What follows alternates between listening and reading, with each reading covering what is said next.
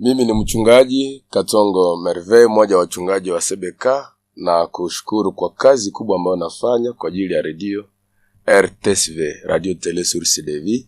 Unaisapoti kwa kutuma pesa zako, unayombea, na tena unafuata vipindi vyake vyote, unatuma vibarua vyako, matangazo na vitu vingine. Hakika leo nimekuja kusema Mungu akubariki kwa kazi kubwa ambayo unafanya. Lakini pia usikose kufuata redio yako hii kwa kusikia habari za taifa, kwa kusikiliza injili. Lakini pia unaweza kutuma tangazo za biashara kwenye redio hii, sababu ni redio yako. Mahali pote ulipo na nisikiliza, Mungu akubariki. Na tuko hapa studioni, kila mara ukitaka unafika, tutakupokea. Watu wako hapa permanence na watu wanajifunza kupitia redio hii.